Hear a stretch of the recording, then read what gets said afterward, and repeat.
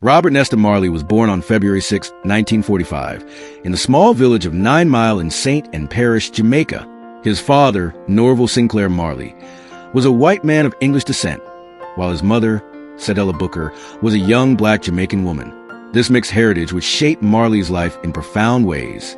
Growing up, he faced challenges of identity and prejudice, but he found comfort and expression through music. As a boy, Bob Marley moved to Trenchtown, a poor but vibrant community in Kingston, Jamaica.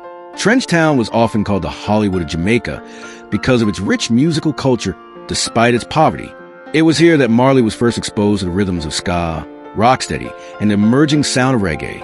In the early 1960s, Marley formed a band with his friends Bunny Wailer and Peter Tosh. At first, they called themselves the Wailers, and their music reflected the struggles of Kingston's poor youth. The group recorded with the legendary producer Coxsone Dodd and gained popularity with songs that blended soulful melodies and messages of resistance. By the late 1960s and early 1970s, the Wailers had developed their unique style, reggae. With its offbeat rhythms, heavy bass, and spiritual lyrics, reggae became the voice of the oppressed in Jamaica and beyond. At the same time, Marley became a follower of Rastafarianism, a spiritual movement that combined Christianity, Pan-Africanism, and the teachings of Marcus Garvey. His dreadlocks, his love for ganja, and his constant references to Jah God were all symbols of his Rastafarian faith. In 1973, Bob Marley and the Wailers signed with Island Records, releasing the albums Catch a Fire and Burnin'. Songs like Get Up, Stand Up, and I Shot the Sheriff spread beyond Jamaica and reached international audiences. When Eric Clapton covered I Shot the Sheriff, Marley's message went global. But Bob Marley was not just a musician. He was a messenger. His songs carried powerful themes of peace, resistance, and unity. Tracks like No Woman, No Cry, One Love, and Redemption songs spoke to universal struggles and dreams. His music gave a voice to the voiceless, and his concerts became rallies for change. In 1976, during a period of intense political violence in Jamaica, Bob Marley planned a Smile Jamaica concert, aimed at easing tensions between rival political factions.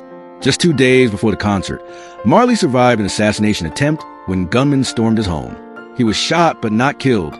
Astonishingly, Marley still performed at the concert, showing his dedication to peace and unity. His influence continued to grow.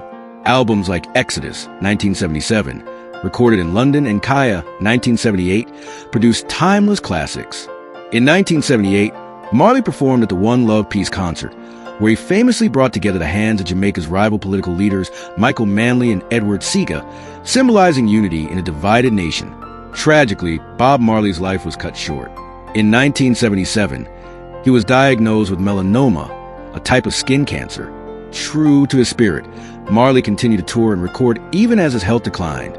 His final album, Uprising 1980, included the immortal anthem Redemption song, a track that has since become one of the most powerful calls for freedom in modern history. On May 11, 1981, at the age of just 36, Bob Marley passed away in Miami, Florida. His death was mourned across the world, and in Jamaica, he was given a state funeral attended by thousands. He was laid to rest in his birthplace of 9 Mile, where fans still visit to honor him. But Bob Marley's legacy has never died. His music continues to inspire generations. His face, with his dreadlocks and warm smile, has become a symbol of resistance, hope, and love. More than just a reggae icon, Bob Marley became a global prophet of peace, justice, and unity.